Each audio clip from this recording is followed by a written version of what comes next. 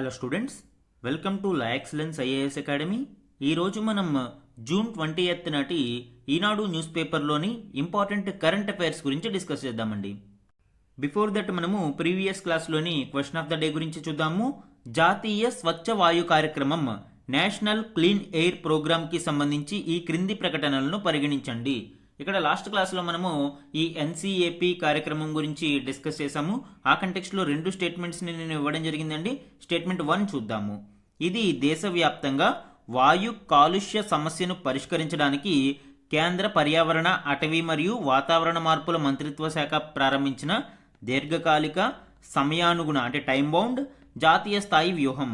Yes, correct అండి. ఇక్కడ ఇచ్చిన ప్రతి పాయింట్ దీనికి సంబంధించిన కీలక డీటెయిల్స్ని ఇవ్వడం జరిగింది.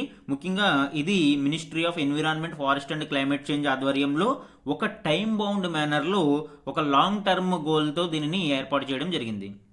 సెకండ్ స్టేట్మెంట్ చూడండి. ఇటీవల 2025-26 నాటికి PM 2.5 స్థాయిని 40% వరకు తగ్గించాలి అని ఎన్సీఏపీ యొక్క లక్ష్యాన్ని సవరించారు. ఈ స్టేట్మెంట్ ఇక్కడ క్లియర్గా అబ్జర్వ్ చేస్తే ఎన్సీఏపీ యొక్క లక్ష్యాన్ని రివైజ్ చేయడం కరెక్టే, కానీ PM 10కి సంబంధించి ఇక్కడ మనము పార్టికులేట్ మ్యాటర్ 10కి సంబంధించి ఇక్కడ లక్ష్యాన్ని సవరించారు. 2024 నాటికి 20-30% వరకు తగ్గించాలి అనే ఒక టార్గెట్ని మనము ఇప్పుడు 2025-26 నాటికి కనీసం 40%కి ఈ PM 10 స్థాయిలని తగ్గించాలి అని మనము రివైజ్డ్ టార్గెట్ ఫిక్స్ చేయడం జరిగింది. కాబట్టి సెకండ్ స్టేట్మెంట్ అనేది రాంగ్. అసలు PM 2.5 మరియు PM 10 అంటే ఏంటి, వీటికి డిఫరెన్స్ ఏంటి అనేది చూస్తే పార్టికులేట్ మ్యాటర్ యొక్క పరిమాణాన్ని బట్టి వీటిని డిఫరెన్షియేట్ చేస్తారు. అంటే ఈ ధూళి కణాలు వాటి యొక్క డయామీటర్ని బట్టి. ఫర్ ఎగ్జాంపుల్ PM 2.5 అంటే ఏంటండి, ధూళికణం యొక్క సైజ్ అనేది 2.5 మైక్రాన్స్ డయామీటర్ ఉంటే దానిని మనము PM 2.5 అంటాము. ఇది చాలా చాలా చిన్నగా ఉంటుంది. ముఖ్యంగా combustion particles, organic compounds, metals ఇట్లాంటివి చాలా చిన్న రేణువులు ఉంటే వాటిని PM 2.5 అంటారు. PM 10 అంటే 10 మైక్రాన్స్ డయామీటర్ ఉండే ధూళి కణాలని మనము దుమ్ము, ధూళి కణాలు వాటిని PM 10 అంటాము. ముఖ్యంగా డస్ట్ పార్టికల్స్, పాలెన్ అంటే పుప్పొడి, మోల్డ్ ఎక్సెట్రా ఇట్లాంటి వాటిని మనము PM 10 అని పిలుస్తాము. వీటి యొక్క సైజ్ ఎంత చిన్నగా ఉంటుంది అంటే మన యొక్క హెయిర్ అనేది, హ్యూమన్ హెయిర్ అనేది చూస్తే అరౌండ్ 50 to 70 మైక్రాన్స్ ఉంటుంది. ఈ PM 2.5 మైక్రాన్స్, PM 10 మైక్రాన్స్ ఉంటుంది. అంటే మన హ్యూమన్ హెయిర్ కంటే కూడా చాలా చాలా చాలా చిన్న పరిమాణంలో ఈ PM 2.5 and 10 ఉంటాయి. ఇవి గాలి ద్వారా మనము ఊపిరితిత్తుల్లోకి చేరినప్పుడు అనేక శ్వాసకోశ రుగ్మతలను కలుగజేస్తాయి. ఈరోజు ఈనాడు న్యూస్ పేపర్లోని important topics to be covered మనం చూస్తే ఫస్ట్ వన్, ఉన్నత విద్యలో భారత్ దూకుడు. ఈ article QS world ranking of universities 2026 యొక్క రీసెంట్ ర్యాంకింగ్స్ని బట్టి భారతదేశంలోని యూనివర్సిటీలలో 54 యూనివర్సిటీలు ఈ లిస్టులో చోటు దక్కించుకోవడం వలన ఉన్నత విద్యలో భారతదేశం చాలా ప్రోగ్రెసివ్గా ముందుకు వెళ్తుంది అని ఇక్కడ ఇవ్వడం జరిగిందండి. ఇది మనకి సొసైటీ అలానే గవర్నెన్స్ టాపిక్స్లో కూడా ఇంపార్టెంట్. సెకండ్ వన్ చూడండి, అవును వాళ్ళిద్దరిదే ఘనత. ఇప్పటి వరకు భారత్ మరియు పాక్ మధ్య ఉద్రిక్తతలను తగ్గించడానికి నేనే మీడియేషన్ చేశాను అని డొనాల్డ్ ట్రంప్ మనకి వ్యాఖ్యానిస్తూ వచ్చేవారు. అయితే ఇప్పుడు ఇది ద్వైపాక్షికంగా ఇరు దేశాలు తీసుకున్న నిర్ణయమేనని ఆయన స్పష్టం చేయడం ఇక్కడ చూడవచ్చు. ఇది ఇంటర్నేషనల్ రిలేషన్స్లో మనకి ఇంపార్టెంట్. థర్డ్ వన్, జస్టిస్ వర్మను తొలగించడమే మేలు. ఇటీవల ఆరోపణలు ఎదుర్కొంటున్న జస్టిస్ యశ్వంత్ వర్మ, సుప్రీంకోర్టు న్యాయమూర్తి యశ్వంత్ వర్మను తొలగించడమే మేలు అని సుప్రీంకోర్టు యొక్క త్రిసభ్య సంఘం స్పష్టం చేయడం చూడవచ్చు. ఇది మనకి పాలిటీలో ఇంపార్టెంట్ అండి. ఫోర్త్ వన్, UPSC పరీక్షలలో విఫలమైన ప్రతిభావంతులకు కొలువులు. UPSC పరీక్షలలో మనకి ఇంటర్వ్యూ వరకు వెళ్ళి కూడా కొంతమంది ఫెయిల్ అయ్యే అవకాశం ఉంది. కాబట్టి అలాంటి ప్రతిభావంతులకి కూడా కొన్ని నూతన మార్గాలను అన్వేషించడానికి, నూతన మార్గాలను వాళ్ళకి కల్పించడానికి ఒక కార్యక్రమాన్ని తీసుకురావడం జరిగింది. ఇది మనకి గవర్నెన్స్ టాపిక్లో important.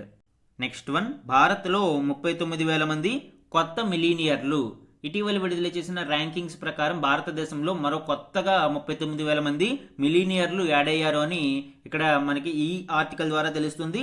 At the same time సొసైటీలో పెరుగుతున్న అంతరాలను కూడా, ధనిక మరియు పేదల మధ్య పెరుగుతున్న అంతరాలను కూడా మనము ఈ ఆర్టికల్లో డిస్కస్ చేయవచ్చండి. ముఖ్యంగా జాతీయ సంపద అతి కొద్ది మంది ఈ ధనవంతుల చేతుల్లోనే మగ్గిపోతూ ఉంది. దానికి సంబంధించి ఇది ఎకానమీ అండ్ సొసైటీ టాపిక్స్లో ఇంపార్టెంట్. ఇవే కాకుండా ఈరోజు Eenadu news పేపర్లోని other important current అఫైర్స్ని గురించి కూడా డిస్కస్ చేద్దాం. ఈరోజు మన ఫస్ట్ ఆర్టికల్ చూడండి. ఉన్నత విద్యలో భారత్ దూకుడు, క్యూఎస్ వరల్డ్ యూనివర్సిటీ ర్యాంకులలో 54 స్థానాలు మనవే. ఈ ఆర్టికల్ మనకి క్యూఎస్ వరల్డ్ ర్యాంకింగ్ 2026కు సంబంధించిన ఇంపార్టెంట్ గణాంకాలు మరియు భారతదేశం యొక్క ప్రోగ్రెస్ గురించి డిస్కస్ చేయడం జరుగుతుంది అండి. దీనిలోని కీ హైలైట్స్ మనం ఇప్పుడు చూద్దాం. ఈ క్యూఎస్ వరల్డ్ యూనివర్సిటీ ర్యాంక్స్ని క్వాక్వరెల్లి సైమన్స్ అనే సంస్థ ప్రతి ఏటా ప్రచురిస్తుంది అండి. ముఖ్యంగా రీసెర్చ్ అండ్ డెవలప్మెంట్ కావచ్చు, ఎంప్లాయబిలిటీ అంటే ఆ విద్యా సంస్థలు, ఆ యూనివర్సిటీస్ విద్యార్థులకి అందిస్తున్న ఉద్యోగ అవకాశాలను, కల్పిస్తున్న ఉద్యోగ అవకాశాలను గురించి, గ్లోబల్ ఎంగేజ్మెంట్ కావచ్చు, అంటే ప్రపంచవ్యాప్తంగా ఆ రెప్యుటేషన్ గురించి కూడా. సో ఇలాగా అనేక పారామీటర్స్ని ఆధారంగా తీసుకుని ఈ క్యూఎస్ ర్యాంకింగ్స్ అనేవి ప్రకటిస్తారు. 2026 ర్యాంకింగ్ లిస్టులో భారతదేశం నుంచి 54 యూనివర్సిటీలు ఉండడం విశేషంగా చెప్పుకోవచ్చు అండి. అంటే గడిచిన దశాబ్ద కాలంలో 5 రెట్లు మనము ఇంప్రూవ్ అయ్యాము. 2015లో కేవలం 11 యూనివర్సిటీలు మాత్రమే ఈ లిస్టులో చోటు దక్కించుకుంటే ప్రస్తుతం 54 యూనివర్సిటీలు ఈ లిస్టులో చోటు దక్కించుకున్నాయి. అండ్ వన్ మోర్ హైలైట్ ఏంటి అంటే ఇప్పుడు భారతదేశం 4th మోస్ట్ రిప్రజెంటెడ్ కంట్రీ. అంటే మనకి యుఎస్, యూకే మరియు చైనా తర్వాత ఈ జాబితాలో అత్యధిక యూనివర్సిటీలు కలిగిన దేశంగా భారతదేశం 4వ స్థానంలో ఉంది. అమెరికా 192 యూనివర్సిటీలు, అలానే బ్రిటన్ 90 యూనివర్సిటీలు, చైనా 72 యూనివర్సిటీలతో మొదటి 3 స్థానాలలో ఉంటే 54 యూనివర్సిటీలతో భారతదేశం 4వ స్థానంలో ఉంది. And one more important point ఏంటి అంటే 8 యూనివర్సిటీస్ డెబ్యూటెడ్, అంటే ఈ జాబితాలో మొట్టమొదటిసారిగా 8 యూనివర్సిటీలు భారతదేశం నుంచి చోటు సంపాదించుకున్నాయి. And 12 IITs feature with IIT Delhi highest among Indian institutions at 123rd globally. 123వ స్థానంతో ఐఐటి ఢిల్లీ మన యూనివర్సిటీలలో మొదటి స్థానాన్ని సొంతం చేసుకుంది. అలానే 12 ఐఐటీస్ ఈ జాబితాలో చోటు సంపాదించుకోగలిగాయి. బిఫోర్ లాస్ట్ ఇయర్ 197వ స్థానంతోనూ, లాస్ట్ ఇయర్ 150వ స్థానంతోనూ ఐఐటి ఢిల్లీ ఉండగా ఇప్పుడు మరిన్ని స్థానాలు మెరుగుపరుచుకుని 123వ స్థానానికి ఎగబాకింది. 2026 ర్యాంకింగ్స్లో Massachusetts Institute of Technology MIT ఇది యునైటెడ్ స్టేట్స్ది టాప్ ర్యాంకింగ్లో ఉండగా ఇంపీరియల్ కాలేజ్ ఆఫ్ లండన్ అనేది 2nd ప్లేస్లో ఉంది. స్టాన్ఫోర్డ్ యూనివర్సిటీ 3rd ప్లేస్లో ఉంది. ఈ విధంగా టాప్ 3 యూనివర్సిటీస్ మనం చూడవచ్చు. మన నెక్స్ట్ ఆర్టికల్ చూడండి. మన వర్సిటీల రాత మారదా. ఈ ఆర్టికల్ మన ప్రీవియస్ ఆర్టికల్కి కంటిన్యూషన్గా చెప్పుకోవచ్చు. క్యూఎస్ ర్యాంకింగ్స్లో భారతదేశం మెరుగైన పురోగతి సాధించినా కూడా ఇప్పటికీ గ్లోబల్ ర్యాంకింగ్స్లో వెనుకబడే ఉంది అని ఇక్కడ డిస్కస్ చేయడం జరిగింది. ముఖ్యంగా ఇండియన్ యూనివర్సిటీస్ ఎదుర్కొంటున్న సమస్యల గురించి, especially vacancies of professors, infrastructure, మౌలిక సదుపాయాల కొరత లాంటివి ఇక్కడ డిస్కస్ చేయడం జరిగింది. అండ్ దీనికి తీసుకోవాల్సిన చర్యలు, ఏ విధంగా మనము ముందుకు వెళ్ళాలి అనేది డిస్కస్ చేద్దాం. క్యూఎస్ ర్యాంకింగ్స్లో భారతదేశం ఇప్పుడు 4th ప్లేస్లో ఉంది ప్రపంచవ్యాప్తంగా అని మనం చెప్పుకుంటున్నాము. మన యూనివర్సిటీలు 54 యూనివర్సిటీలు ఇందులో చోటు దక్కించుకున్నాయని మనం డిస్కస్ చేస్తాం. అయితే టాప్ 100లో భారతదేశం నుంచి ఏదైనా యూనివర్సిటీ ఈ లిస్టులో ఉందా అంటే నో. మన హైయెస్ట్ ర్యాంక్ వచ్చి ఐఐటి ఢిల్లీ 123వ స్థానంలో ఉంది. అంటే టాప్ 100లో భారతదేశం నుంచి ఒక్క యూనివర్సిటీ కూడా లేదు. అమెరికా, బ్రిటన్ లాంటి యూనివర్సిటీలు అయితే చాలా ఎక్కువ సంఖ్యలో ఈ టాప్ 100లో ఉన్నాయి. ఈవెన్ చైనా నుంచి కూడా 5 యూనివర్సిటీలు టాప్ 100లో ఉండగా భారతదేశం నుంచి 0. అదేవిధంగా టాప్ 500లో చైనా నుంచి 33 యూనివర్సిటీలు ఉంటే భారతదేశం నుంచి కేవలం 10 మాత్రమే టాప్ 500లో ఉన్నాయి. మన యూనివర్సిటీలు MIT, imperial college, Stanford, Oxford, Harvard, Cambridge ఇలాంటి టాప్ యూనివర్సిటీస్తో కంపారిజన్ పక్కన పెడితే ఈవెన్ చైనీస్ యూనివర్సిటీస్తో కూడా మన వాళ్ళు పోటీ పడలేకపోవడానికి అనేక సమస్యలను ఇక్కడ చూడవచ్చు. ముఖ్యంగా భారతదేశ యూనివర్సిటీలను నిధుల కొరత వేధిస్తూ ఉంటుంది. ఈ విషయంలో చైనీస్ యూనివర్సిటీస్తో కంపేర్ చేస్తే చైనీస్ గవర్నమెంట్ లోకల్ గవర్నమెంట్స్తో కలిపి గడిచిన 30 ఏళ్లలో యూనివర్సిటీస్ అభివృద్ధి కోసం సుమారు $4,200 కోట్ల ఖర్చు చేసింది. వీటితో పోలిస్తే కనీసపు నామమాత్రపు నిధులను కూడా భారతదేశంలో ఖర్చు చేయడానికి అవకాశం లేకుండా పోయింది అండి. అదేవిధంగా వేకెన్సీస్ విషయంలో యూనివర్సిటీస్ కేంద్రీయ విశ్వవిద్యాలయాలలో లాస్ట్ ఇయర్ అక్టోబర్ చివరి నాటికి సుమారు 5,182 టీచింగ్ పోస్టులు ఖాళీగా ఉండిపోవడం భారతదేశంలోని విశ్వవిద్యాలయాల పరిస్థితిని మనము అర్థం చేసుకోవచ్చు. ముఖ్యంగా ఐఐటీలు, ఐఐఎంలు, ఎన్ఐటీలు వంటి వాటిలో ఉండాల్సిన ప్రొఫెసర్స్ కంటే 56% తక్కువగా ఉన్నారు అనేది పార్లమెంటరీ కమిటీ నివేదికాంశాలే ఇటీవల వెల్లడిస్తూ ఉన్నాయి. ఇక స్టేట్ యూనివర్సిటీస్ విషయానికి వస్తే ఇంకా ఘోరంగా ఉంది. మనకి సుమారు 70% పైగా ఖాళీలు ఈ స్టేట్ యూనివర్సిటీల యొక్క ప్రొఫెసర్స్లో చూడవచ్చు. ఇంకా infrastructure and research and development గురించి మాట్లాడుకుంటే మరీ ఘోరంగా ఉంది. స్టేట్ యూనివర్సిటీలలో కేవలం 10%లో మాత్రమే ఈ పూర్తి స్థాయి మౌలిక సదుపాయాల కల్పన అనేది జరిగింది. ఏ దేశానికైనా నాలెడ్జ్ హబ్స్గా మరియు రీసెర్చ్ అండ్ డెవలప్మెంట్ సెంటర్స్గా విశ్వవిద్యాలయాలే ఉపకరిస్తాయండి. భారతదేశంలో ఉన్నత విద్య మీద మరింత దృష్టి సారించి వ్యవస్థాగత లోపాలను సరిచేయడంతో పాటు మరిన్ని నిధులను కేటాయించాల్సిన అవసరం ఉంది. భారత ప్రభుత్వం అనేక కార్యక్రమాలని తీసుకురావడం జరిగింది. ముఖ్యంగా రాష్ట్రీయ ఉच्चतर శిక్షా అభియాన్ రోసా కావచ్చు, స్పార్క్ ప్రోగ్రామ్ రీసెర్చ్ అండ్ డెవలప్మెంట్ని అభివృద్ధి చేయడం కోసం స్పార్క్ లాంటి కార్యక్రమాలని తీసుకువచ్చినా కూడా ఇంకా వ్యవస్థాగత లోపాలని పరిష్కరించుకుంటే ఎన్ని కార్యక్రమాలని తీసుకున్నా కానీ భారతదేశంలోని యూనివర్సిటీల పురోగతి మందకొడిగానే సాగుతుంది. మన నెక్స్ట్ ఆర్టికల్ చూడండి. అవును వాళ్ళిద్దరిదే ఘనత, భారత్ పాక్ కాల్పుల విరమణలో నా ప్రమేయం లేదు, ఎట్టకేలకు అంగీకరించిన ట్రంప్. అమెరికా అధ్యక్షుడు డొనాల్డ్ ట్రంప్ ఇటీవల చాలా సందర్భాలలో భారత్ మరియు పాక్ మధ్య యుద్ధ వాతావరణాన్ని తానే మీడియేషన్ ద్వారా తొలగించాను అని మరియు ఆ సక్సెస్ క్రెడిట్ తనకే దక్కాలి అని అనేక వేదికల మీద చెప్పడం మనం చూస్తూ వచ్చాము. అయితే పాకిస్తాన్ దీనిని ఖండించకపోగా దానికి ఎంకరేజ్ చేస్తూ ఉండగా భారతదేశం మాత్రం భారత్ పాక్ మధ్య ఈ కాల్పుల విరమణ ఒప్పందం సీజ్ ఫైర్ అనేది బైలేటరల్ డెసిషన్ గా మాత్రమే ఇక్కడ చెప్పడం జరిగింది. భారతదేశం ఎప్పుడూ కూడా థర్డ్ పార్టీ యొక్క మీడియేషన్ ని ఎంకరేజ్ చేయదు అని భారత ప్రధాని అనేక సార్లు స్పష్టం చేశారు. పాకిస్తాన్ కాల్పుల విరమణ ఒప్పందాన్ని ప్రతిపాదించిన తర్వాత మాత్రమే భారత సైన్యం చర్చల తర్వాత దానిని అంగీకరించింది అని భారత ప్రధాని అనేక సార్లు స్పష్టం చేయడం మనం చూసాము. ఇప్పుడు డొనాల్డ్ ట్రంప్ ఫైనల్ గా భారత్ పాక్ కాల్పుల విరమణలో నా ప్రమేయం లేదు అని ఎట్టకేలకు ఆయన ఒప్పుకున్నాడు. ఇది ఇరు దేశాలు ద్వైపాక్షికంగా అంటే బైలేటరల్ గా తీసుకున్న నిర్ణయం అని ఆయన వ్యాఖ్యానించారు. G7 వేదికగా డొనాల్డ్ ట్రంప్ మరియు ప్రధాని నరేంద్ర మోదీ గారు భేటీ అవ్వాల్సి ఉంది. అయితే ఇజ్రాయెల్ ఇరాన్ వార్ నేపథ్యంలో G7 సమావేశాలను విడిచి డొనాల్డ్ ట్రంప్ వెళ్లిపోవడంతో డొనాల్డ్ ట్రంప్ మరియు ప్రధాని నరేంద్ర మోదీ గారు ఫోన్లో 35 నిమిషాల పాటు చర్చించుకున్నారు. ఈ ఫోన్ కాల్ గురించి ప్రస్తావిస్తూ భారత్ మరియు అమెరికా మధ్య ఏర్పడే నూతన వాణిజ్య ఒప్పందం కోసం తాను ఆసక్తిగా ఎదురు చూస్తున్నాను అని డొనాల్డ్ ట్రంప్ వ్యాఖ్యానించడం విశేషం. అయితే ఇక్కడ మనము ఇంటర్నేషనల్ రిలేషన్స్లో ఎప్పటికప్పుడు ఫ్రెండ్స్ అండ్ అలైస్ మారుతూ ఉంటాయి. యుఎస్ ఇది వరకు భారతదేశానికి సపోర్ట్గా ఉంటే ఇప్పుడు కొంచెం పాకిస్తాన్ వైపు టిల్ట్ అవ్వడం చూస్తూ ఉన్నాము. ముఖ్యంగా డొనాల్డ్ ట్రంప్ తను ఏ దేశంతో చర్చలు జరిపినా కూడా అమెరికా యొక్క వాణిజ్య ప్రయోజనాలని దృష్టిలో పెట్టుకుంటారు. ఇక్కడ పాకిస్తాన్ని ఇజ్రాయెల్ ఇరాన్ వార్లో ఒక పావులాగా వాడుకోవడానికి, సౌత్ ఏషియాలో పాకిస్తాన్ని అమెరికా తన యొక్క పప్పెట్ లాగా వాడుకోవడానికి అమెరికా అధ్యక్షుడు డొనాల్డ్ ట్రంప్ ప్రయత్నిస్తున్నట్లు ఇక్కడ చూడవచ్చు. దానికి నిదర్శనమే పాకిస్తాన్ యొక్క ఆర్మీ చీఫ్ ఆసిమ్ మునీర్తో డొనాల్డ్ ట్రంప్ విందు భేటీ అనేది. మనం ఇక్కడ ఇంటర్నేషనల్ రిలేషన్స్లో ఎలైస్ ఏ విధంగా మారుతాయి అనేది ఎగ్జాంపుల్గా చెప్పవచ్చు. మన నెక్స్ట్ ఆర్టికల్ చూడండి. మా దేశం నుంచే ఖలిస్తానీల కుట్రలు, కెనడా నిఘా సంస్థ సంచలన నివేదిక. భారత్కు వ్యతిరేకంగా ఖలిస్తానీ కుట్రలు అనేది ప్రస్తుతం కెనడా భూభాగంని వేదికగా చేసుకుని జరుగుతున్నాయి అని కెనడా నిఘా సంస్థ సంచలన నివేదికను వెల్లడించింది.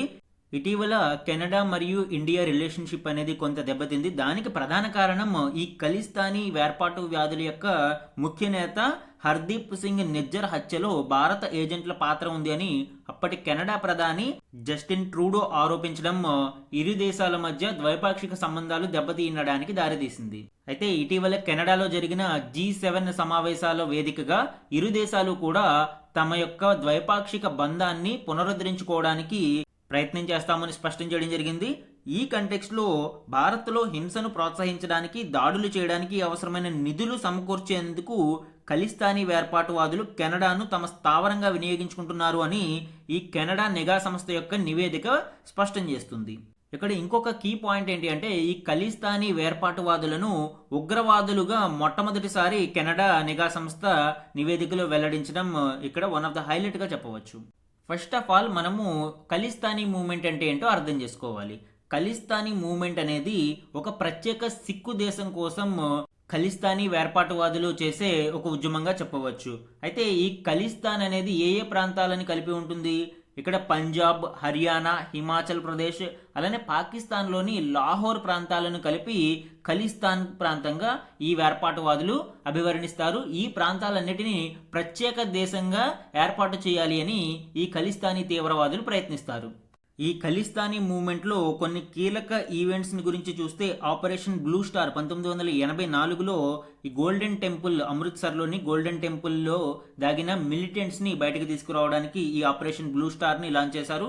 అలానే ఆపరేషన్ బ్లాక్ థండర్ కూడా సిమిలర్గా 1986లో గోల్డెన్ టెంపుల్ నుంచి మిలిటెంట్స్ని ఫ్లష్ అవుట్ చేయడం కోసం ఈ ఆపరేషన్ బ్లాక్ థండర్ని లాంచ్ చేశారు. అలానే అసాసినేషన్ ఆఫ్ ఇందిరాగాంధీ ఇన్ 1984 కూడా వన్ ఆఫ్ ద కీలక ఈవెంట్గా చెప్పుకోవచ్చు. ఈ ఖలిస్తానీ తీవ్రవాదులే భారత మాజీ ప్రధాని ఇందిరాగాంధీ గారిని హత్య చేయడం మనము చూడవచ్చు. అలానే anti sick riots in 1984 Indira Gandhi గారి హత్యకు ప్రతీకారంగా అసలు ఈ ఉద్యమానికే సంబంధం లేని అనేక మంది అమాయక సిక్కులను కూడా ఇక్కడ 1984లో ఊచకోత కోయడం చూడవచ్చు. ఇవన్నీ కూడా ఈ ఖలిస్తానీ మూవ్మెంట్లో కీ ఈవెంట్స్గా చెప్పవచ్చు. ఈ మూవ్మెంట్లో ప్రామినెంట్ లీడర్స్గా జర్నైల్ సింగ్ అలానే బింద్రన్ వాలే అని చెప్పవచ్చు అండి. అలానే ఈ ఖలిస్తానీ మూవ్మెంట్ యొక్క ప్రస్తుత పరిస్థితి ఏ విధంగా ఉంది అనేది చూస్తే ప్రస్తుతం భారతదేశం యొక్క మెయిన్ ల్యాండ్లో ఈ యాక్టివిటీస్ తక్కువగా ఉన్నా కూడా కెనడా, యూకే, యుఎస్ లాంటి డయాస్పొరా, ఈ సిక్ డయాస్పొరా ఉండే దేశాల నుంచి భారతదేశంలో ఈ ఖలిస్తానీ తీవ్రవాదులు అల్లకల్లోలం సృష్టించడానికి ప్రయత్నిస్తూ ఉంటారు. మన నెక్స్ట్ ఆర్టికల్ చూడండి. జస్టిస్ వర్మను తొలగించడమే మేలు, ఆయన దుర్వర్తన రుజువైంది, సుప్రీంకోర్టు త్రిసభ్య సంఘం. ఇక్కడ మనము గమనించవలసింది ఏంటి? ఈ జస్టిస్ యశ్వంత్ వర్మ గారి కేసు లాస్ట్ క్లాసెస్లో చాలాసార్లు డిస్కస్ చేశాము. అయితే ఇక్కడ ఆయన దుర్వర్తన రుజువైంది, ఇది ఒక కీలక పాయింట్. రెండవది సుప్రీంకోర్టు త్రిసభ్య సంఘం ఈ వ్యాఖ్యలు చేసింది. ఈ రెండు మనకి అసలు ఇంపీచ్మెంట్ ఆఫ్ జడ్జెస్ యొక్క ప్రాసెస్లో వీటి పాత్ర ఏంటి అనేది ఇప్పుడు చూద్దాం. జడ్జిల యొక్క తొలగింపు ప్రక్రియ రాజ్యాంగంలో మనకి ఆర్టికల్ 124 క్లాజ్ 4 సుప్రీంకోర్టు న్యాయమూర్తులకి అయితే ఆర్టికల్ 218 హైకోర్టు న్యాయమూర్తులకి ఇక్కడ వర్తిస్తుంది. ఇందులో 2 గ్రౌండ్స్ మనం ఆల్రెడీ డిస్కస్ చేసాము, ప్రూవెన్ మిస్బిహేవియర్ మరియు ఇన్కెపాసిటీ. ఈ 2 గ్రౌండ్స్ మీద మాత్రమే ఇక్కడ జడ్జిలను తొలగించడానికి అవకాశం ఉంటుంది. ఇక్కడ చూడండి, జస్టిస్ వర్మ గారి యొక్క దుర్వర్తన రుజువైంది అంటే ఈ ప్రూవెన్ మిస్బిహేవియర్ అనేది రుజువైంది అని సుప్రీంకోర్టు త్రిసభ్య సంఘం ఇక్కడ వెల్లడించడం చూడవచ్చు. జడ్జిల యొక్క తొలగింపు ప్రక్రియ అనేది regulated by judges enquiry act 1968 ఆధారంగా రెగ్యులేట్ చేయబడుతుంది. దీనిలో జడ్జిల యొక్క తొలగింపు కొరకు మొదట పార్లమెంటులో తీర్మానాన్ని ప్రవేశపెట్టాల్సి ఉంటుంది. లోక్సభలో అయితే 100 మంది సభ్యులు లేదా రాజ్యసభలో అయితే 50 మంది సభ్యులు ఈ తీర్మానం మీద సిగ్నేచర్ చేయాల్సి ఉంటుంది. ఒకవేళ ప్రిసైడింగ్ ఆఫీసర్ ఈ తీర్మానాన్ని ఆమోదిస్తే తదుపరి విచారణ కోసం 3 మెంబర్ కమిటీ అనేది ఏర్పాటు చేయబడుతుంది.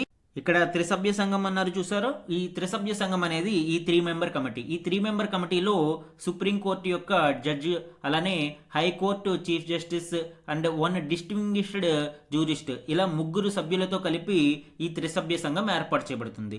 ఈ త్రిసభ్య సంఘం ఈ విచారణలో ప్రూవెన్ మిస్బిహేవియర్ కానీ లేదా ఇన్కెపాసిటీ కానీ ఆధారంగా తొలగింపుకి ఓకే చెప్తే ఆటోమేటిక్గా నెక్స్ట్ పార్లమెంటరీ అప్రూవల్ అనేది స్పెషల్ మెజారిటీ ఓటింగ్ ద్వారా నిర్ణయించబడుతుంది. ఒకవేళ పార్లమెంట్ స్పెషల్ మెజారిటీతో ఈ తీర్మానాన్ని ఆమోదిస్తే ఆటోమేటిక్గా ప్రెసిడెంట్ తన అసెంట్ ద్వారా జడ్జిని తొలగిస్తారు. సో ఇప్పుడు జస్టిస్ వర్మ కేసులో త్రిసభ్య సంఘం ప్రూవెన్ మిస్బిహేవియర్ రుజువైంది అని ప్రకటించడం అండ్ నెక్స్ట్ ఏం జరుగుతుంది, పార్లమెంటరీ అప్రూవల్ అయితే రాష్ట్రపతి జస్టిస్ వర్మ గారిని తొలగిస్తారు. మన నెక్స్ట్ ఆర్టికల్ చూడండి. యూపీఎస్సీ పరీక్షలలో విఫలమైన ప్రతిభావంతులకు కొలువులు, ప్రతిభా సేతు కార్యక్రమాన్ని ప్రారంభించిన UPSC commission. So IPS, IAS తదితర యూనియన్ పబ్లిక్ సర్వీస్ కమిషన్లలో ఇంటర్వ్యూ వరకు అంటే చివరి మెట్టు వరకు వెళ్ళి ఇంటర్వ్యూలో ఫెయిల్ అయిన విద్యార్థులు మళ్ళీ తిరిగి ప్రిలిమ్స్ నుంచి మొదటి నుంచి రావాల్సి ఉంటుంది.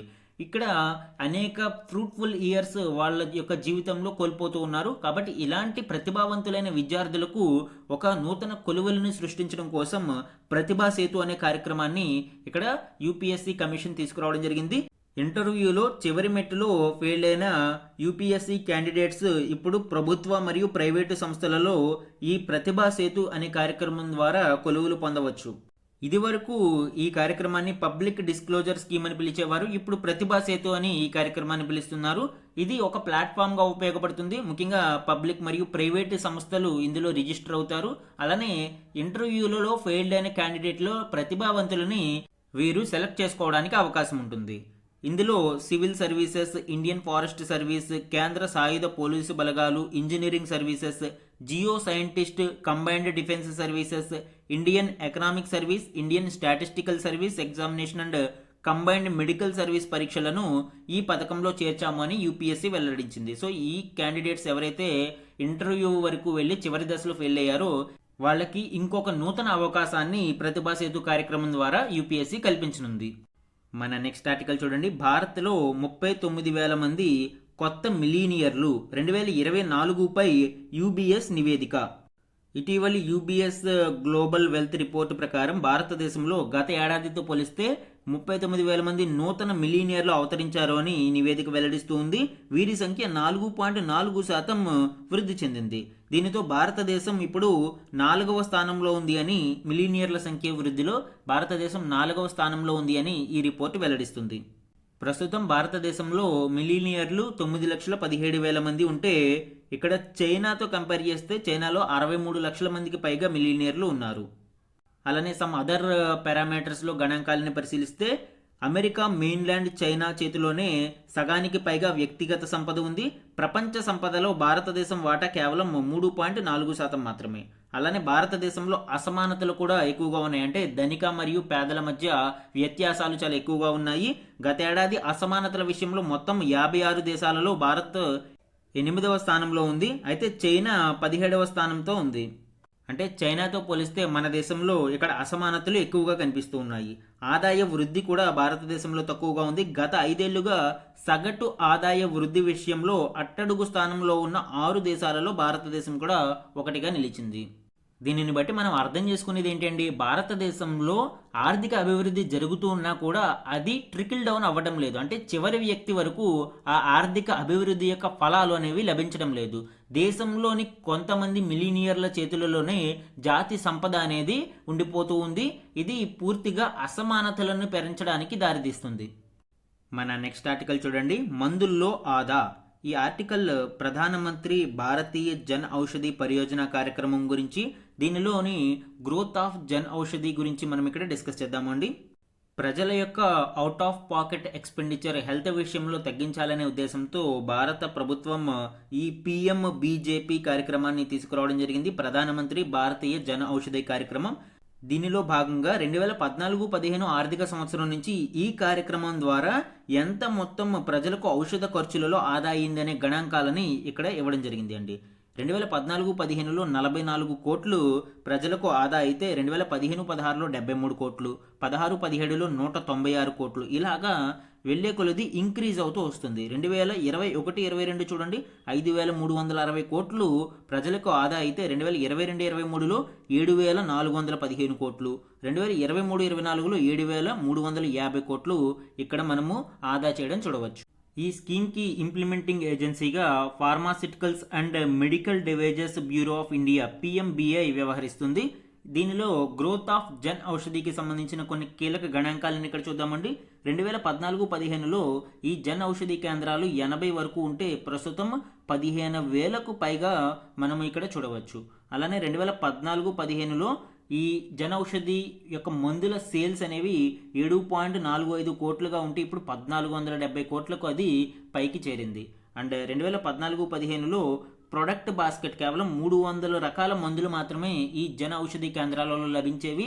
ఇప్పుడు సుమారు 2,347 రకాల మందులు ఈ ఔషధి కేంద్రాలలో లభ్యమవుతూ ఉన్నాయి.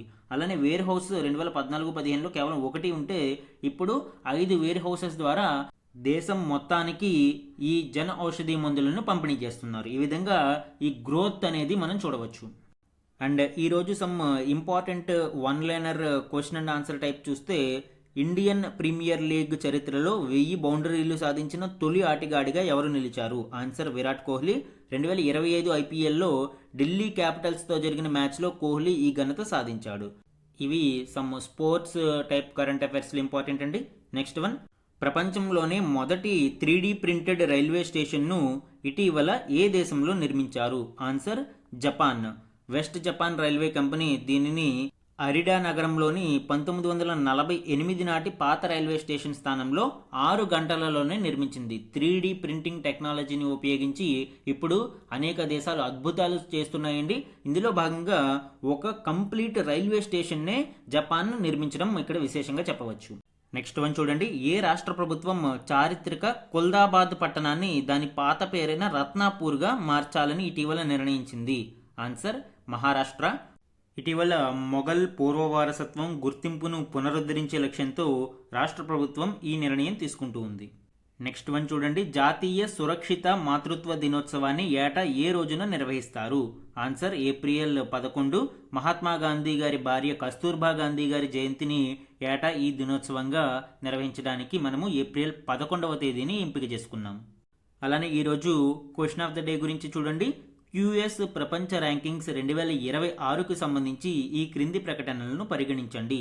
ఈరోజు మనము క్వాక్వెరెల్లీ సైమండ్స్ యొక్క ప్రపంచ యూనివర్సిటీల ర్యాంకింగ్ జాబితా గురించి డిస్కస్ చేయడం జరిగింది. ఆ కంటెక్స్ట్లో 2 స్టేట్మెంట్స్ని ఇక్కడ ఇవ్వడం జరిగిందండి. ఇందులో కరెక్ట్ ఆన్సర్ని ఐడెంటిఫై చేసి కామెంట్ సెక్షన్లో కామెంట్ చేయండి. ఇది ఈరోజు ఈనాడు న్యూస్ పేపర్లోని ఇంపార్టెంట్ కరెంట్ అఫైర్స్ మీద daily analysis. Thank you for watching.